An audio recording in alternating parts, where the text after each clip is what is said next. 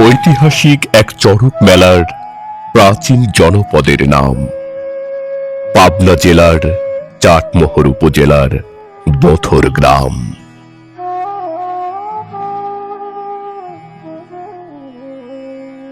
ধারণা করা হয় আজ থেকে ৭০০ বছর আগে এই গ্রামে চাঁদবাড়িতে প্রথম এই চড়কের মেলা অনুষ্ঠিত হয়েছিল।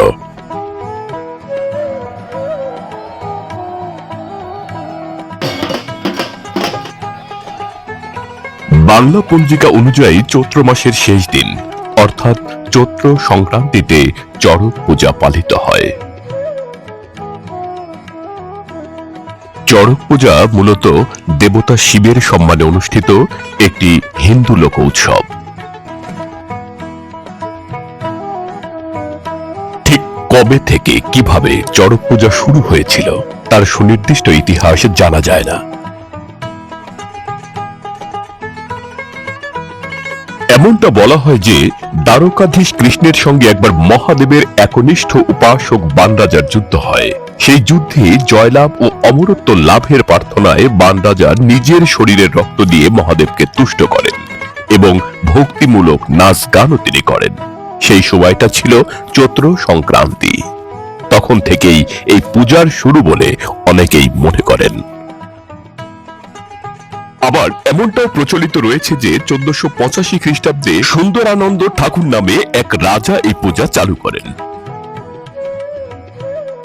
তবে হ্যাঁ, রাজ পরিবারের লোকজন এই পূজা আরম্ভ করলেও চড়ক পূজা কখনোই রাজরাজাদের উৎসব কিন্তু ছিল না। এটা ছিল হিন্দু সমাজের লোক সংস্কৃতি। পুজোর সন্ন্যাসীরা প্রায় সবাই হিন্দু ধর্মের তথাকথিত নিচু সম্প্রদায়ের মানুষ ছিলেন। তাই এই পুজো এখনো পতিত ব্রাহ্মণেরা করে থাকেন। সনাতন ধর্মাবলম্বীরা বিশ্বাস করেন যে এই পূজার মাধ্যমে তারা শিবের সন্তুষ্টি অর্জন করেন, যা তাদের সমৃদ্ধি বয়ে নিয়ে আসে এবং পূর্বের বছরের দুঃখ কষ্ট দূর করে দেয়।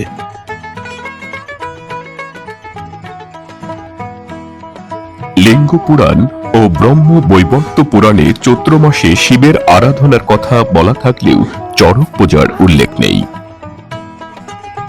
তবে পাশুপদ সম্প্রদায় প্রাচীনকালে এই উৎসব পালন করত। এখন প্রশ্ন, পাশুপদ সম্প্রদায় কারা? শিবের আরো একটি নাম হলো পশুপতি। পাশুপতরা শিব ও শিবলিঙ্গকে ইষ্ট দেবতা বলে মানতেন। শিব শব্দটি যদিও বৈদিক, কিন্তু যে লিঙ্গ চিহ্নকে অর্থাৎ পুরুষ জননেন্দ্রিয়কে সামনে রেখে শিব পূজা করা হয় রাহুল সংস্কৃতায়নের মতে, তা মহেঞ্জোদারো যুগের। এখন থেকে আনুমানিক 5000 বছর পূর্বেকার, অর্থাৎ অনার্য কাল থেকে এই সংস্কার বয়ে চলেছে। এবং এমনও একটা সময় ছিল যখন লিঙ্গ পূজা করার জন্য অনার্যদের শিষ্ণদেব বলে অপমান করা হতো। কিন্তু যুগের হাওয়ায় যা এক সময় অপমানকর তা পরে সম্মানজনক বলে অভিহিত হতেও দেখা যায়। এই লিঙ্গ পূজাই ধর্ম কালান্তরে পাশুপদ শৈব মতের রূপে বিকশিত হয়েছিল এবং এর দার্শনিক সিদ্ধান্ত প্রস্তুত হয়েছিল। আজ যদিও শৈবগণ পাশুপতের অধিকারী, তথাপি দর্শন ক্ষেত্রে তারা শঙ্করের মায়াবাদী অদ্বৈতবাদেরই অনুসরণ করে চলেছেন। চাটমোহরের এই বথুর গ্রামে চৈত্র সংক্রান্তি উপলক্ষে 3 দিন ব্যাপী চড়কের মেলা হয়। 700 বছরের পুরনো এই মেলা উপলক্ষে জনসাধারণের মধ্যে ব্যাপক উৎসাহ এবং উদ্দীপনা কাজ করে। আগে এই চড়ক মেলা 7 দিন ব্যাপী চলত। মেলার পূর্বের জৌলুস সম্পর্কে কেউ একজন বলছিলেন, ভাই আপনার বাড়ি আশেপাশেই না?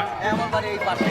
আপনি মেলার কি পরিবর্তন দেখেন আগের থেকে এখন? আগের থেকে অনেক পরিবর্তন। আগে আমরা নিঃশ্বাস ফেলাতে পারিনি, বাবার কাঁধে উঠে নিঃশ্বাস ফেলাইছি।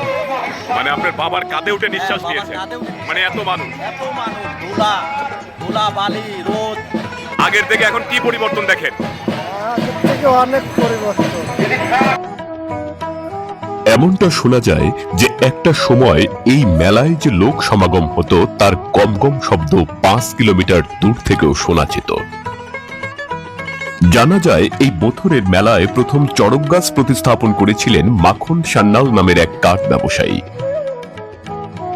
আসাম থেকে কিনে আনা তার কাঠের মধ্যে চড়ক গাছের আগমন ঘটেছিল এখানে।